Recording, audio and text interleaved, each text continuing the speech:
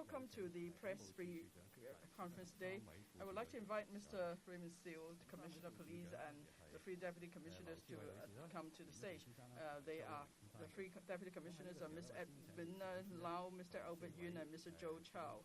I will first ask the photographer to take a photo of the four Commissioner and Deputy Commissioners on stage. You could hold up this action checklist, this operational priority of the force.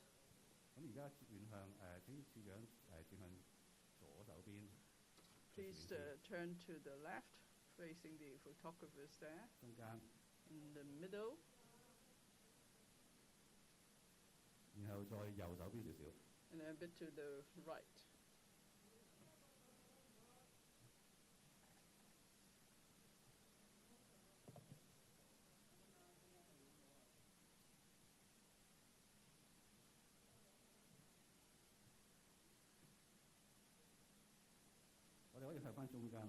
So you can now face the center again. Please look towards the middle, the central part of the room.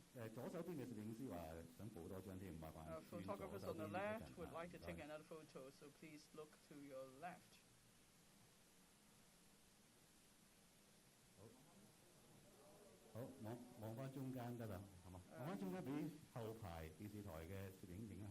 Now, please allow the cameraman of TV stations to take a shot now.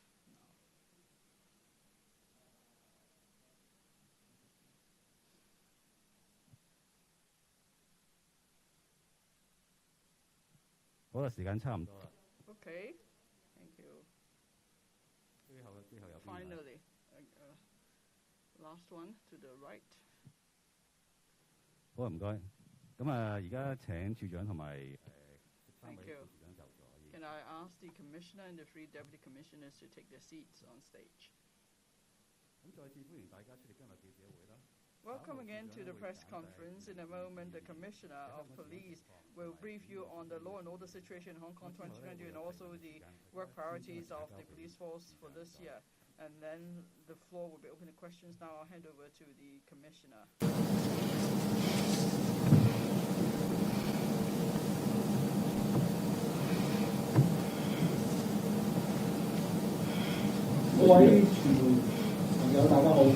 Friends of the media, good afternoon.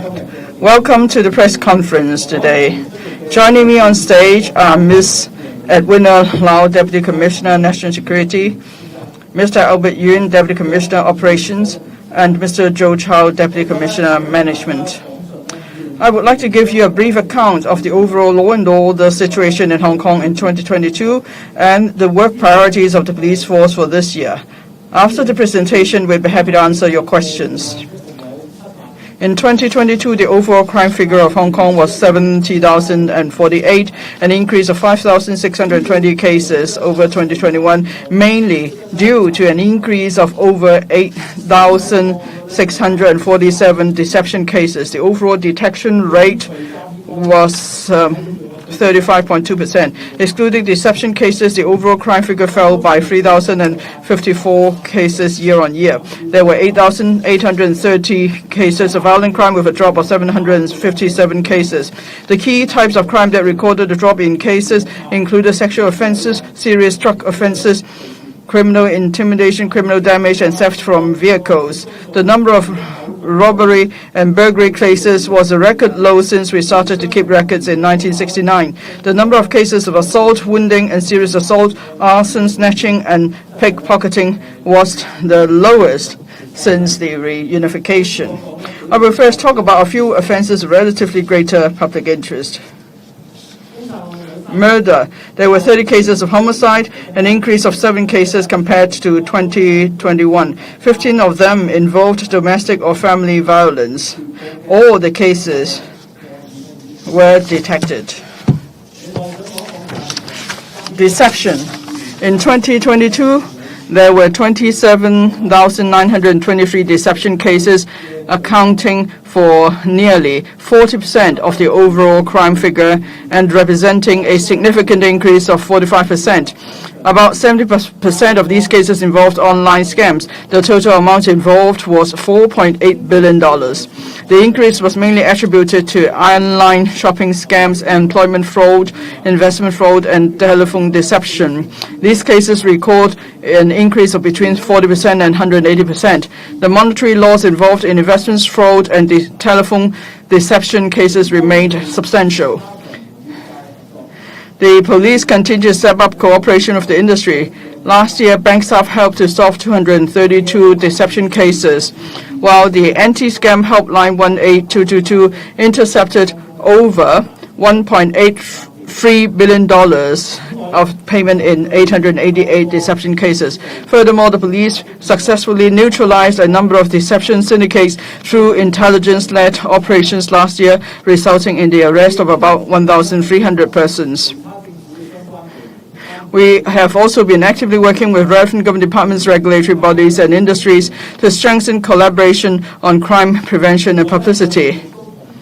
Together with the OFCA and the mobile network operators, we set up a dedicated working group at the end of September to formulate measures to combat telephone deception. Such measures include blocking bogus calls with the prefix +852, helping users to filter and block hyperlinks of fraudulent websites, terminating network service to local mobile phone numbers linked to scam cases. The aim is to stop deception at source. Last year, the police launched the Scam Meter database to help the public identify suspicious calls or emails. The search engine recorded about 200,000 searches, of which about 15,000 were related to confirmed deception cases. It could be deduced that users were successfully alerted and some $1.3 billion of loss was prevented. To make the app more user-friendly, the police will launch the Scam Meter Plus app tomorrow. It is a new mobile app. I will show you, my colleagues actually, will show you the app later. Now, on blackmail, there were 1,826 cases, an increase of 15%. The increase was mainly due to naked chat extortion cases, which accounted for 77% of all blackmail cases. Students remained the largest group of victims. In response, the police have been stepping up publicity to appeal to the public to guard against naked chat extortion cases by organizing, among other activities, a large-scale cyber security expo 2022 and school talks. We also launched the all-round cyber defense campaign in January to raise public awareness in cyber security and guard against cyber pitfalls. On triad-related crime, 2,554 cases were recorded, with an increase of 666 cases arising mainly from deception, an increase of 514 cases, serious gambling cases, an increase of 90 cases, car theft up 68 cases, and controlling of prostitution up 59 cases.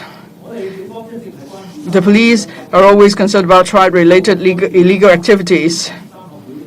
In response to the serious violent cases of triad involvement last year, the police immediately stepped up collaboration with relevant government departments and mainland law enforcement agencies to crack down rigorously on such cases.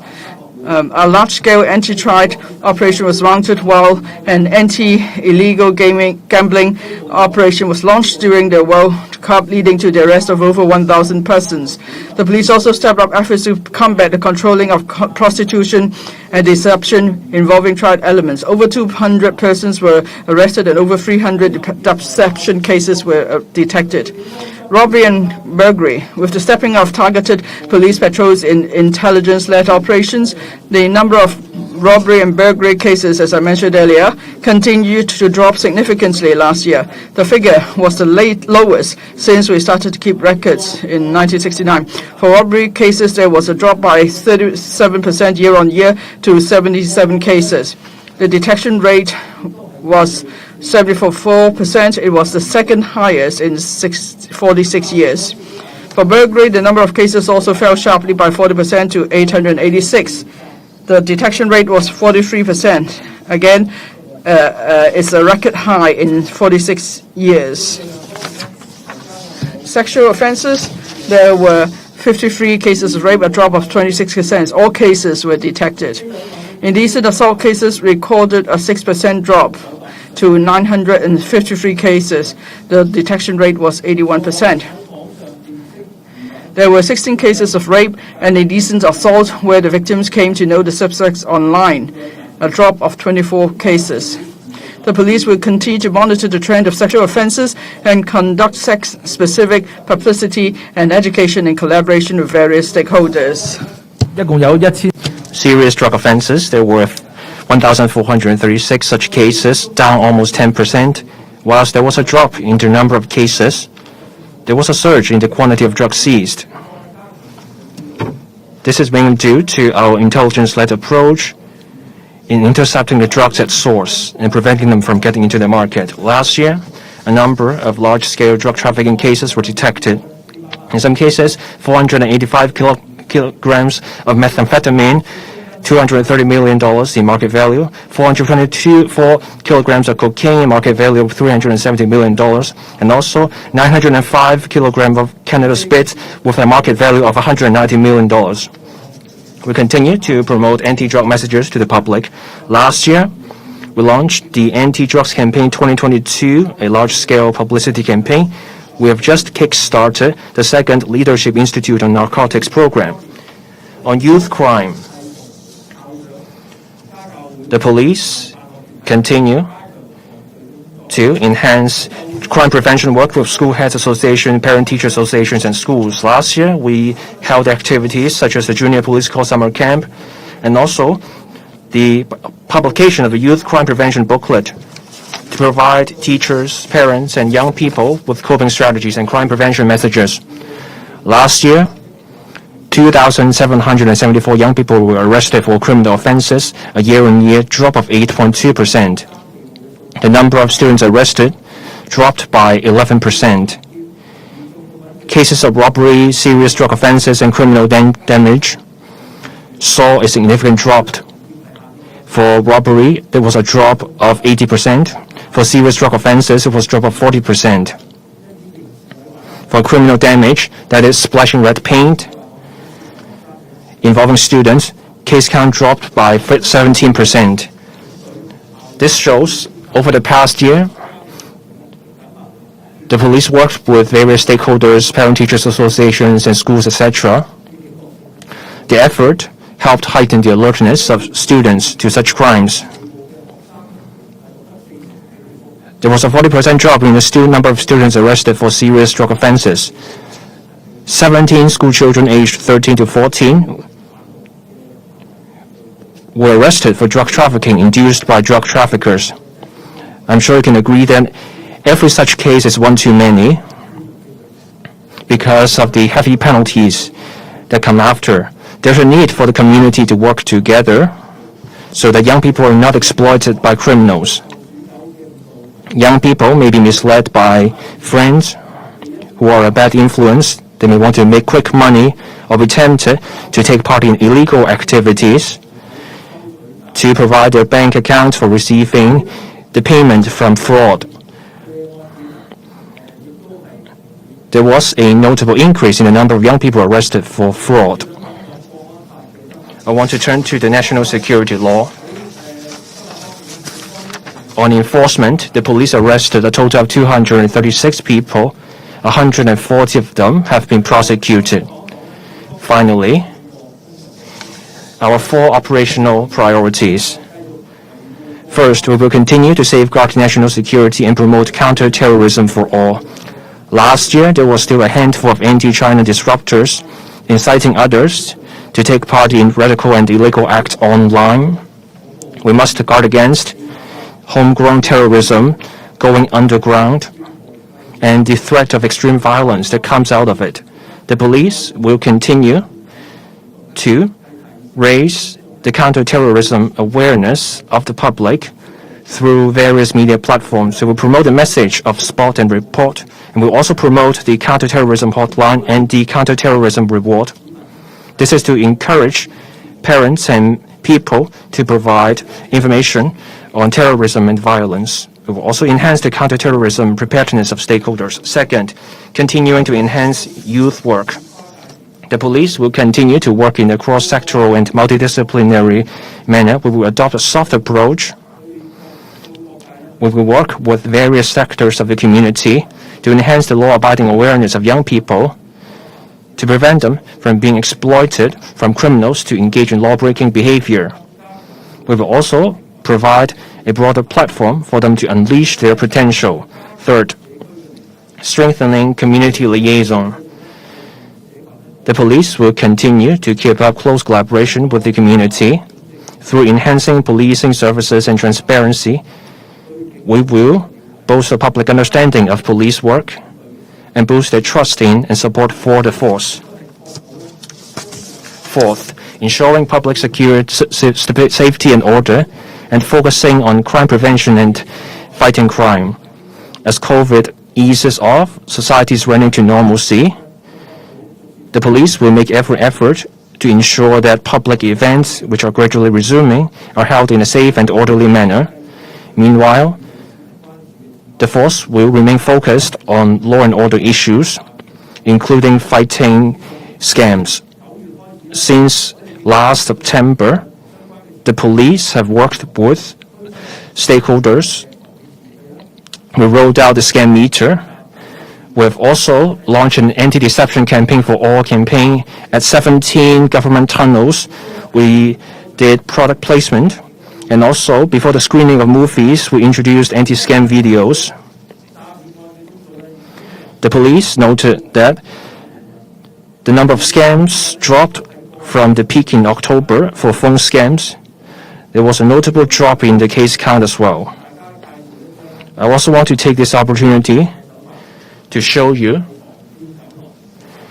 this tip sheet featuring common scam approaches. This is a reminder for people to watch out for scammers.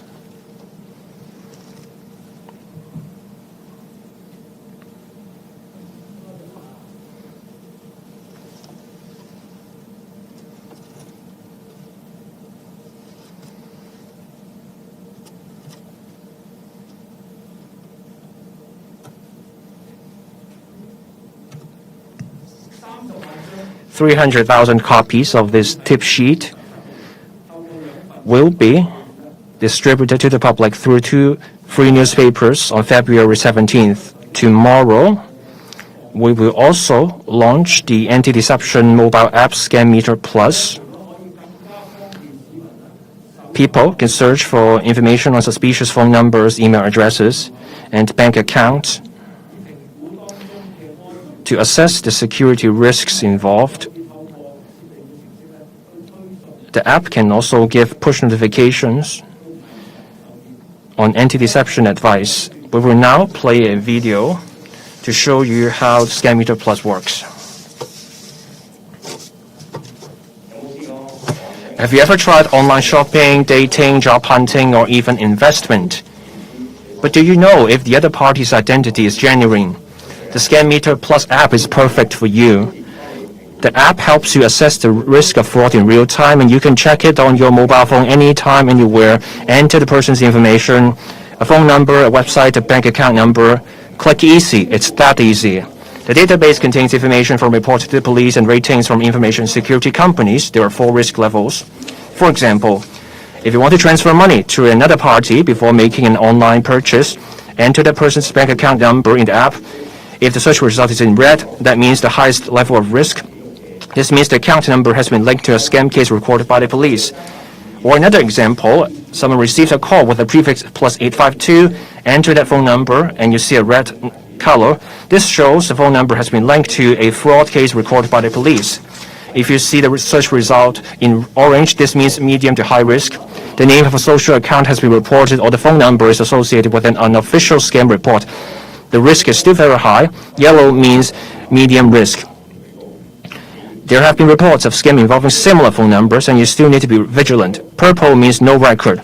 That does not mean you are completely safe. You still have to stay vigilant. The app also contains a full range of information on technology, crime, and deception prevention, and you can read everything at a glance. The app will notify you as soon as the latest fraud prevention information is available. Don't want your family and friends to get scammed. You can share the deception prevention information with them instantly. The app also contains a list of links related to cybersecurity, including the e-report room.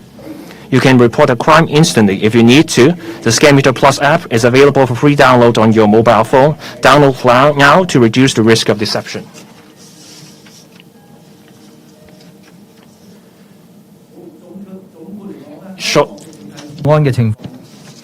In conclusion, the overall law and order situation in Hong Kong remains stable. The chief executive election and the activities of the 25th anniversary of Hong Kong's return to China were held successfully. Compared to other major cities in the world, the overall crime rate in Hong Kong has remained at a relatively low level. While the number of all reported cases and deception cases have gone up, the cases of robbery, burglary, and other offences that affects people's livelihood have seen a significant decrease. Such achievements are owed as much to the police's commitment to upholding law and order as to the heightened awareness of the public on crime prevention and their support for our work. That's all from me. We're happy to take questions from the floor. So the floor is now open to questions. Microphone will be passed to you. Please first raise your hand and identify your organization. Please limit yourself to no more than 2 questions. On the second row, the one in dark green.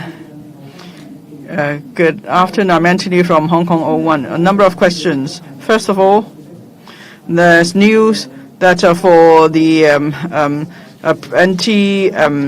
legislation protest, the police will make a new decision soon.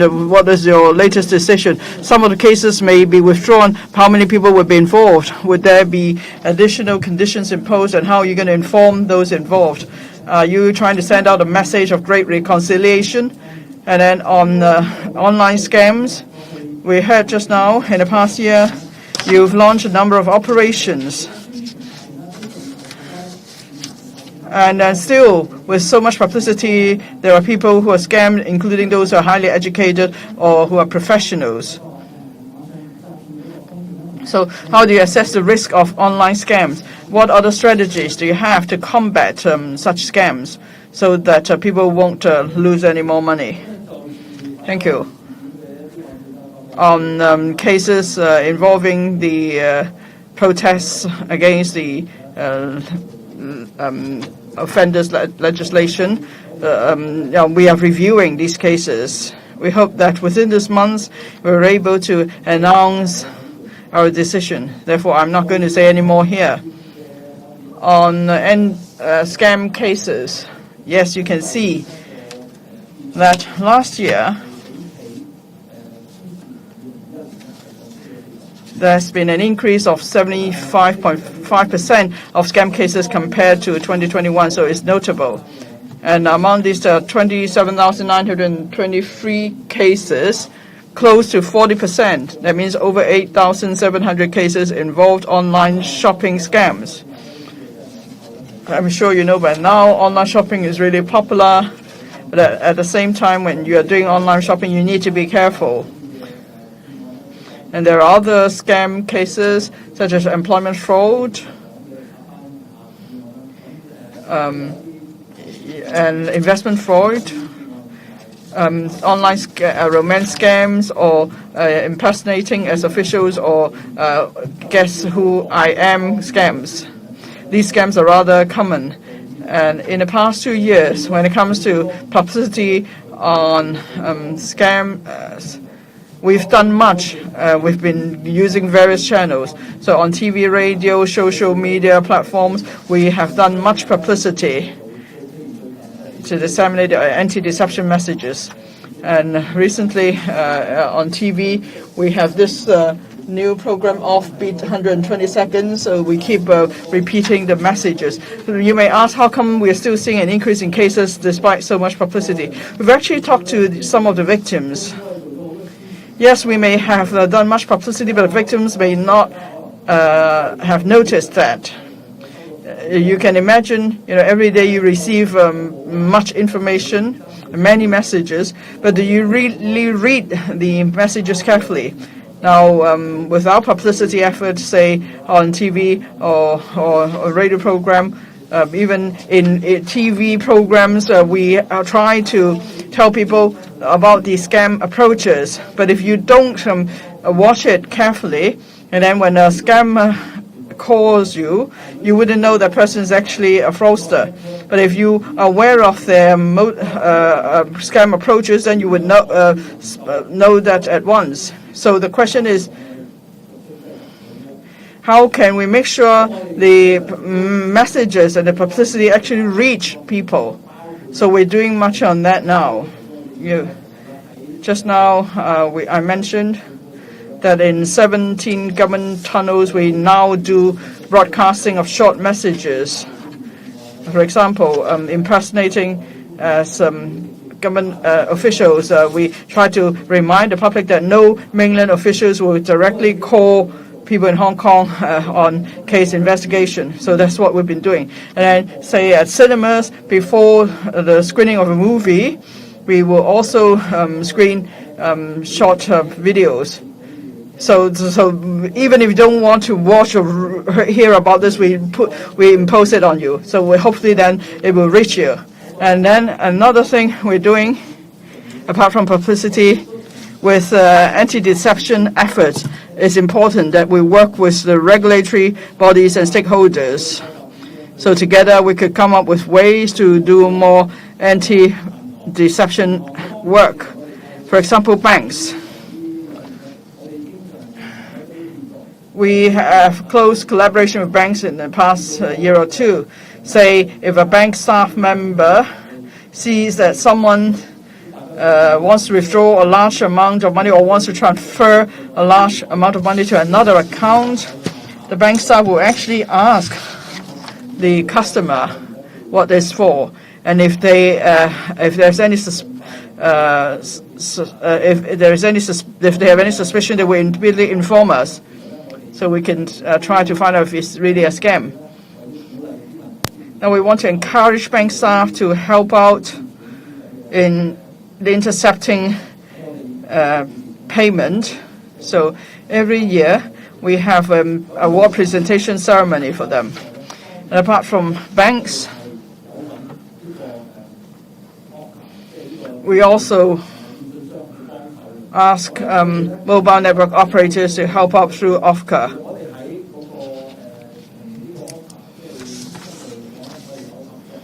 So there is collaboration with OFCA all along. Starting from last September, we set up a working group.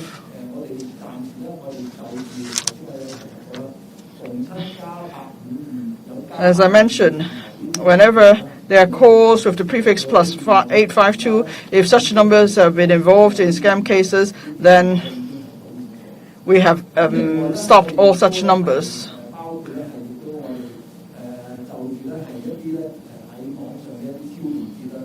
Also, there are hyperlinks of websites, and if these links were involved in scam cases, again, we will ask the MNOs to block these links. So we started this working group last September. Every month, together with the OFCA and the relevant mobile network operators, MNOs, we have a meeting, because we try to come up with more ways to combat deception more effectively. But perhaps I could also take this opportunity to say this.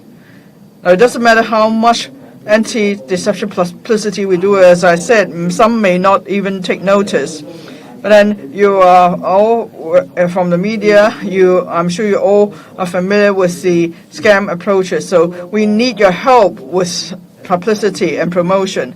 And also, please remind your own family members and friends about these cases, because you find that for many telephone deception cases or online romance scam cases, when victims, after they've exhausted all their personal savings, they may be making loans everywhere. They may even start asking family members for loans. And usually family members, they can see what it's all about, and they may remind the victim that perhaps the person has fallen victim to scam, and only then the victims realize that. So you're all really smart. You know about such scam approaches. Don't just keep it to yourself. Please help us to publicize these messages and remind your family members. Thank you. The gentleman in grey. I'm from TVB. Commissioner, you mentioned national security. The national security law has been in effect for 2 years or so. How was it implemented?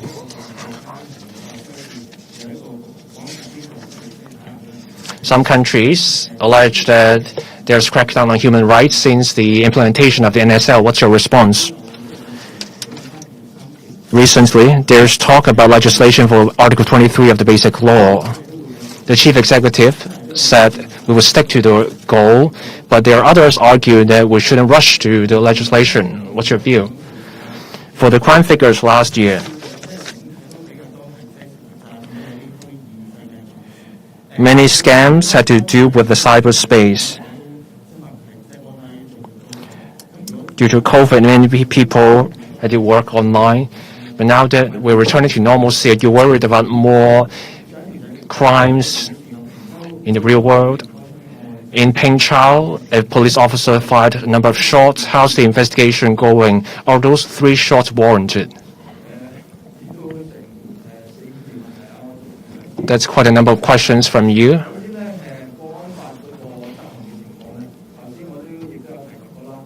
On the national security law, since its implementation, 236 people have been arrested, 140 have been prosecuted.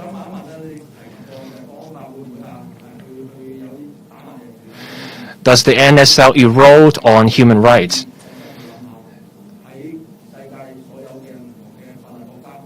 In developed countries overseas, do they have laws on national security? I believe the answer is in the affirmative. Safeguarding national security is a top priority for every country. Everyone wants to live in a safe and stable country. In terms of enforcement,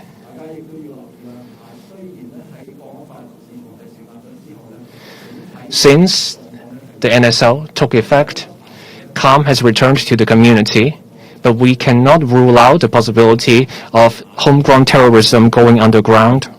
There are people taking the soft approach in their resistance. They're trying to incite people online and offline.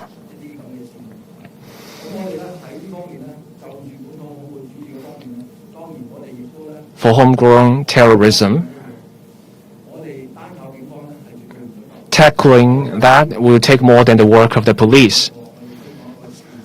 That's why I mentioned this community-wide counter-terrorism effort and spot and report. If you see something suspicious, whether it's a people, it's an activity or object, let the police know quickly. There are a variety of channels you can take. There is a reporting hotline. There is also a reporting hotline for the NSL. We're pleased to see that since the reporting hotline for the NSLs opened in 2020, more than 400,000 messages have been received. For the counterterrorism reporting hotline, which opened in June last year, we have had roughly 13,000 messages. Some messages led to follow-up actions and arrests. In 2 cases, we arrested suspects. They were in possession of weapons and chemicals.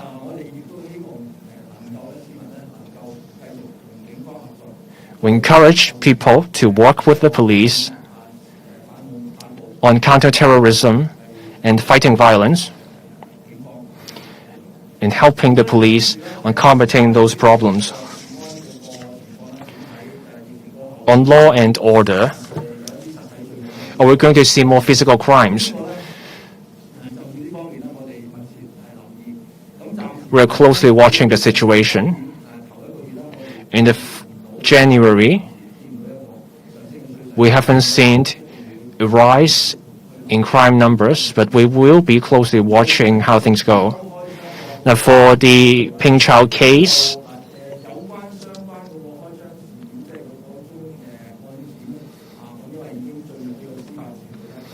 the case is in legal proceedings, so I am not in a position to comment on the case further. For our frontline officers, we have stringent requirements on the use of force.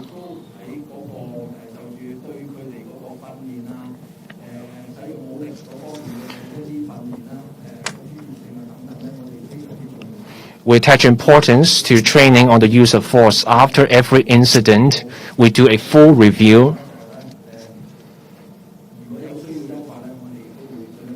Where necessary, we enhance the aspects that what need. So many reporters want to put questions, so please limit yourself to no more than 2 questions, and brevity in questions, please.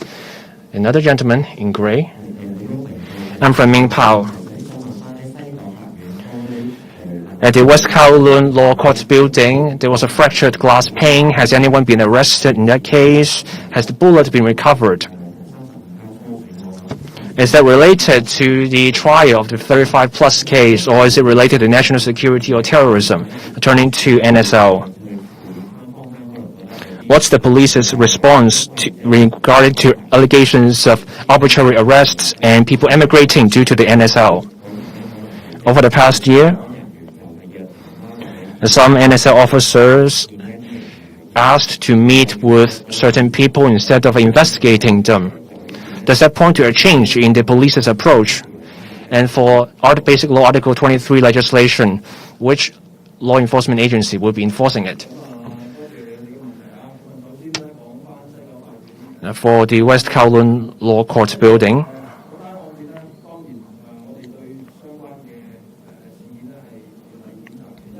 we condemn the act. This is a blatant case of violence against the judiciary. We take the case very seriously. Our Organized and Crime and Triad Bureau is investigating the case. I want to take this opportunity to remind the public that if you know anything about the case, please come forward as soon as possible. For the investigation and operational deployment, I cannot disclose those details. For the NSL, arbitrary arrests, instead of putting that question to me, I invite you to consider this. During the blood-clad riots, there were those behind the scenes inciting young people to engage in mutual destruction, engaging in law-breaking behavior. Over the past couple of years, it's becoming more obvious that young people were induced to become foot soldiers, cannon fodder, by those behind the scenes with underhanded tactics. Young people broke the law and had to be put behind bars. For the families of these young people, they suffer.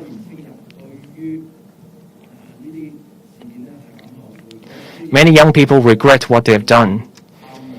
For me personally, I visited some of these young people. I recall in one case, this young person told me, I put a question to this person, what they have to say. They told me, never let impulse get the better of you.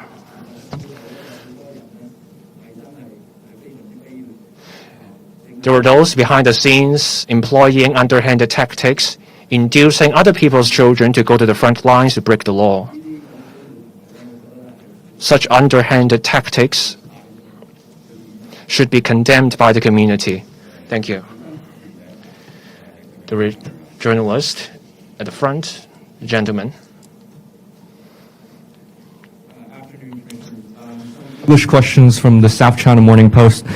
So the first question is on the overall law and order situation, in particularly the increase of scams among the different types of cases recorded last year.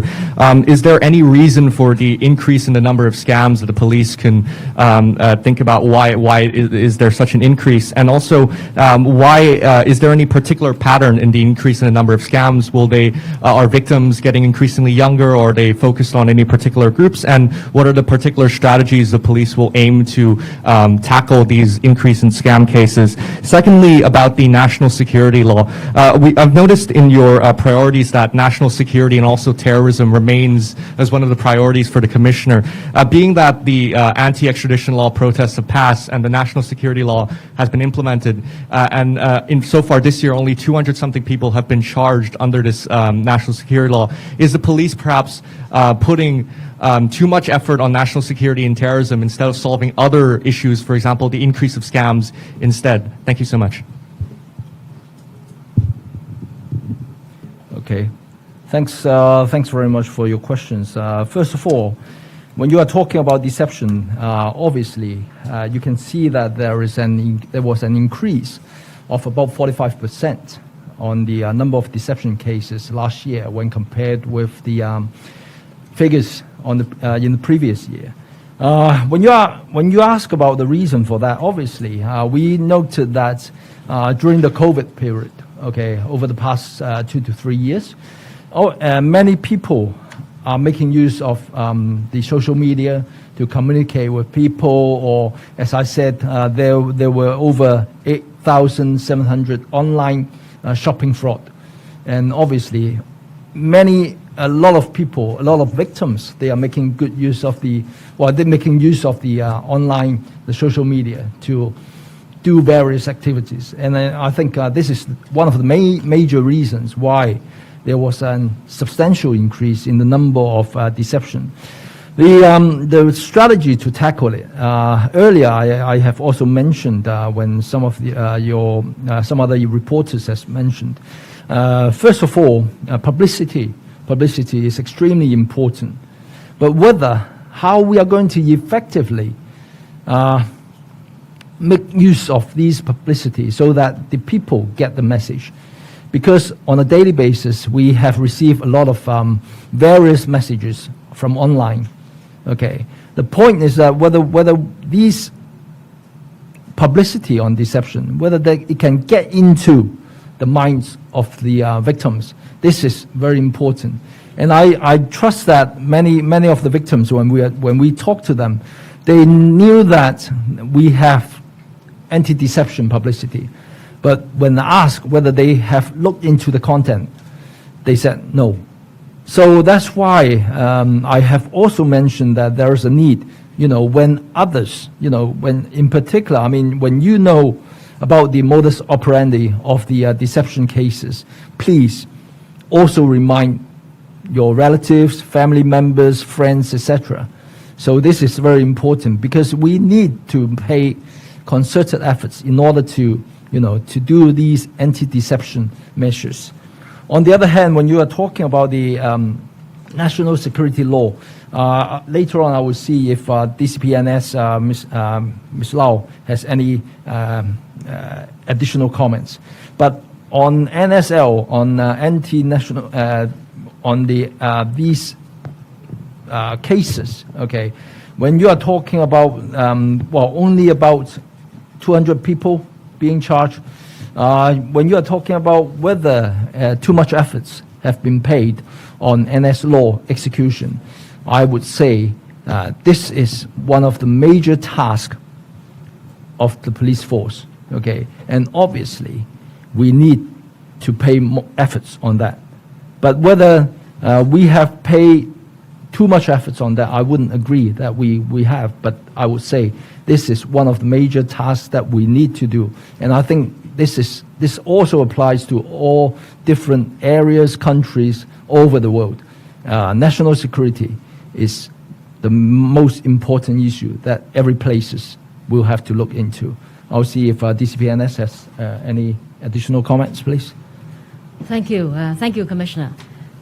First of all, as the Commissioner has already emphasized, safeguarding national security is a matter of top priority for every country. And since the enactment of the National Security Law, Hong Kong has gone from chaos to order, and stability has been restored in the community. Nevertheless, the prosperity and the stability we now enjoy cannot be taken for granted. We'll stay alert to threats and dangers. We noticed that a handful of individuals who are still attempting to endanger national security in different ways. For example, we've noticed there's homegrown terrorism activities, the lone wolf attacks on the 1st of July in 2021, and the arrest of some extreme violent groups in recent years illustrated that local extremists are hidden in the community. And some people continue to disseminate seditious and false information on different platforms to instigate others to break the law. And also, those absconded, and a lot of them are wanted persons, are still having external forces influence and still trying to disseminate seditious and false information to people in Hong Kong through various platforms.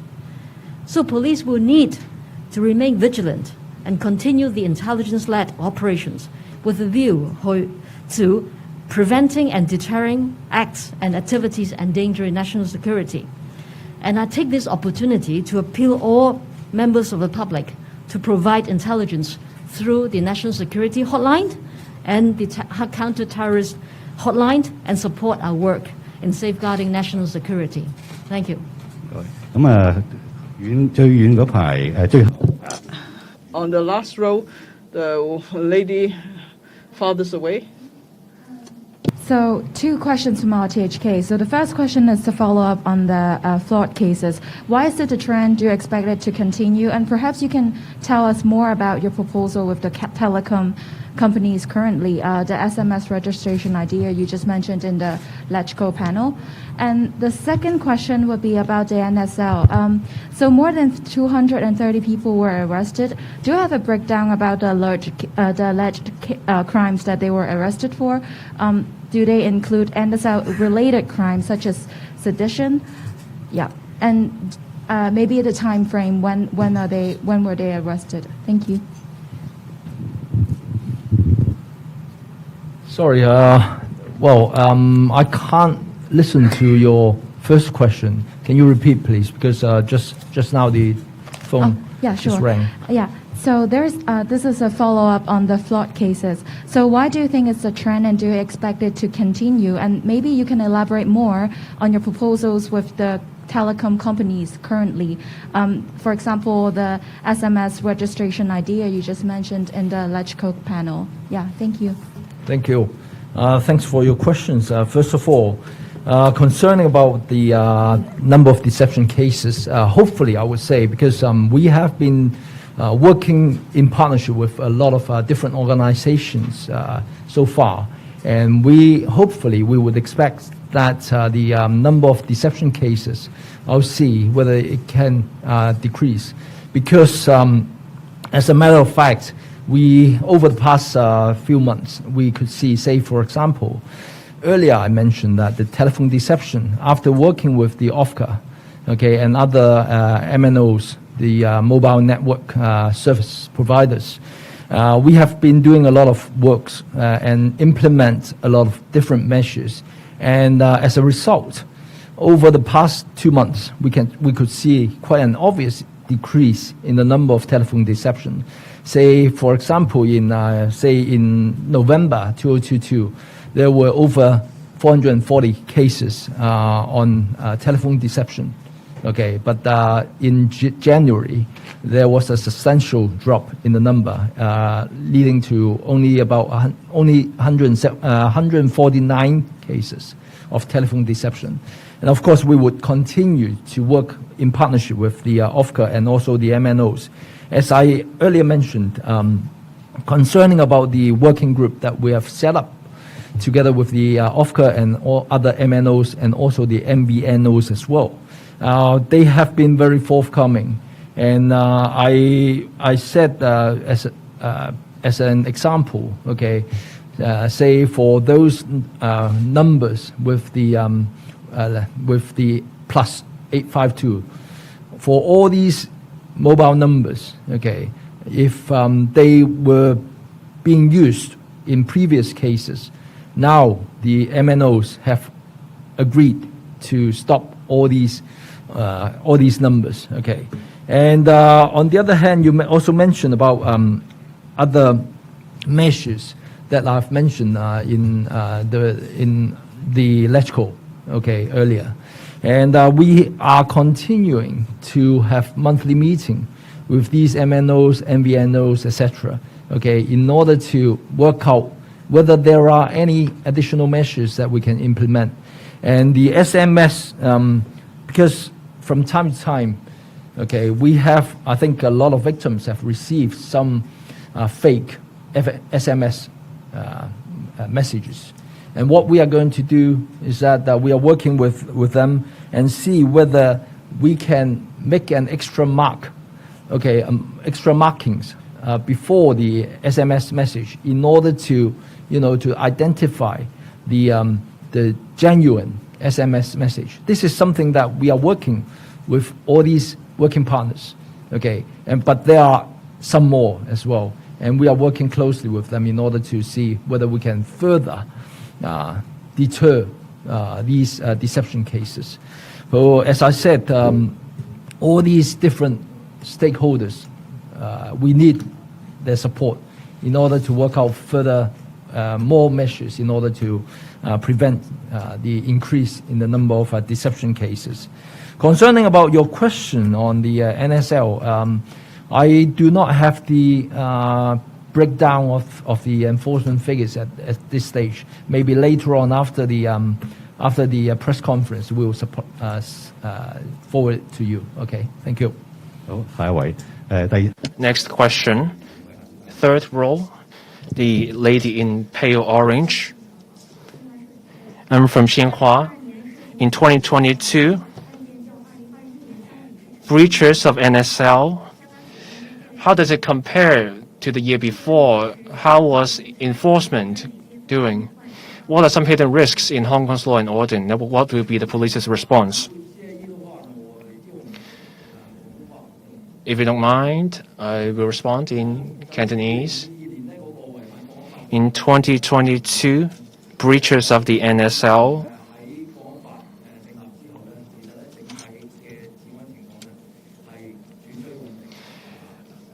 stability returned since the implementation of the NSL. But we cannot be complacent. As I said, we are concerned about homegrown terrorism. You may recall in 2021, on July 1st that year, there was a lone wolf attacker. Right outside Sogo, he attacked a police officer.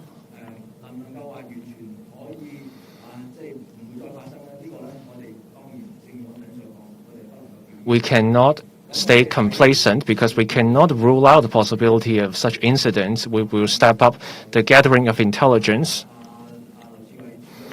As Ms. Edwina Lau was saying, we appeal to the public to come forward with information. There's the National Security Reporting Hotline. There's also the Counterterrorism Hotline. We encourage people to provide information to us. Let us work together in counter-terrorism efforts. As I said, spot and report. Report anything suspicious you see. Online and offline, we're doing work. Online, there are anti-China forces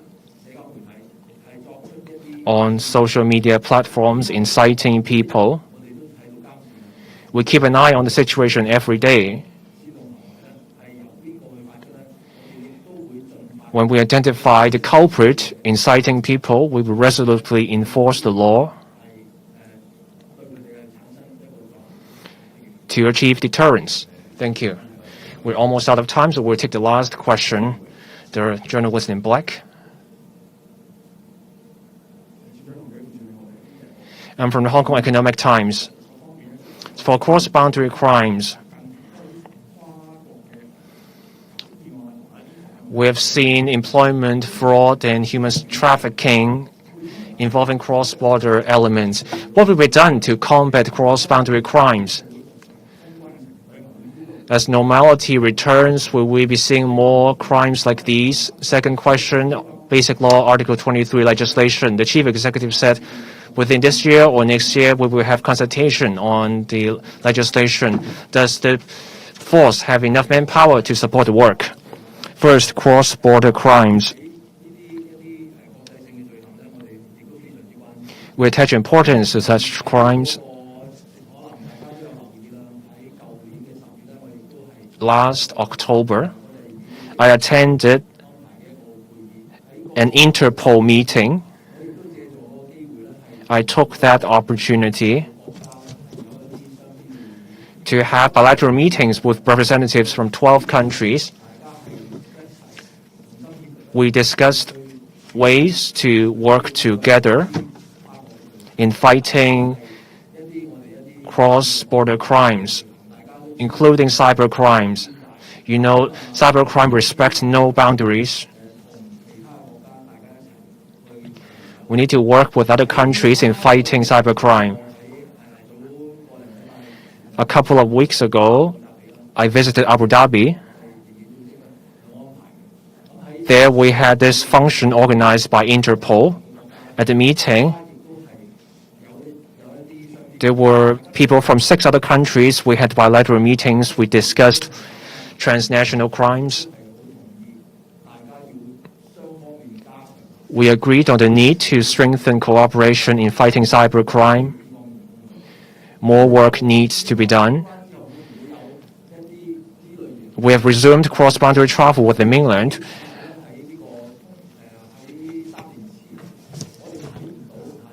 Three years ago, the figures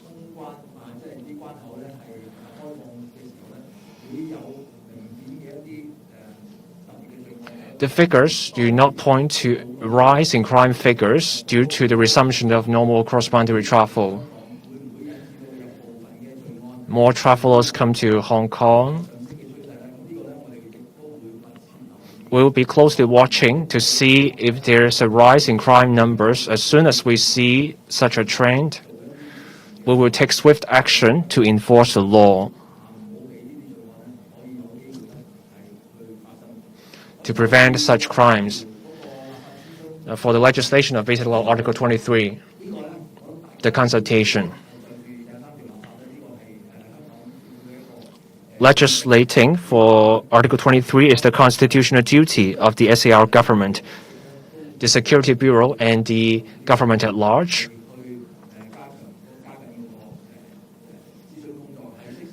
Will do consultation where appropriate.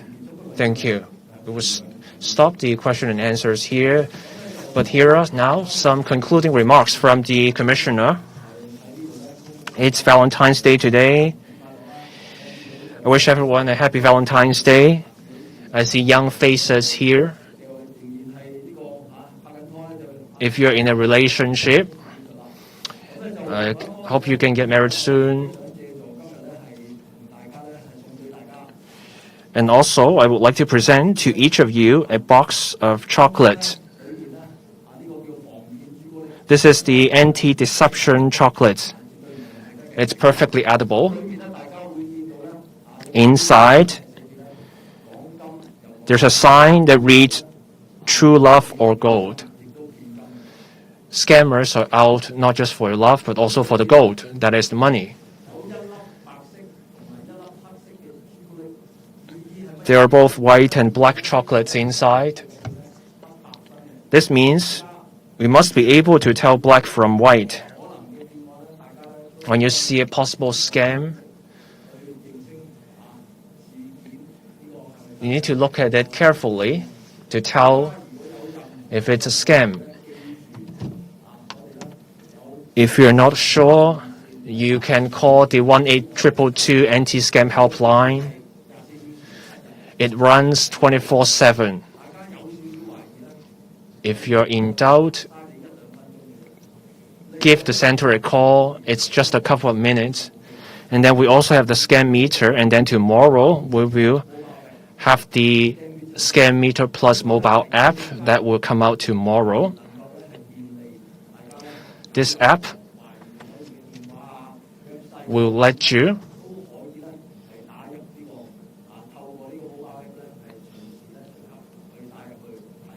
check whether a phone number or an email address is associated with a scam. Finally, I want to stress this point. Friends of the media, help us out. Help us spread the word with all these anti-scam messages.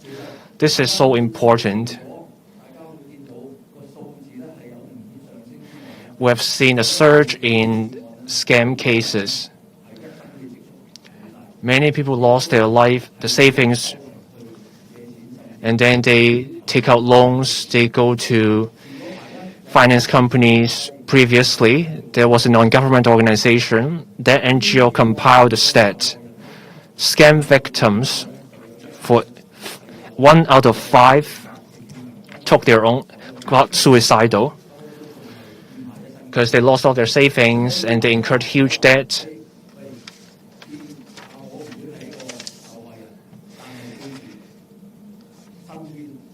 You may not be a scam victim, but there may be one among someone around you. Nobody wants to see that happen. Some seniors fall prey to scammers and lose all their savings. So help us out. Spread the anti-scam messages. Remind the people around you. Again, happy Valentine's Day. Thank you. The press conference concludes here. Thank you.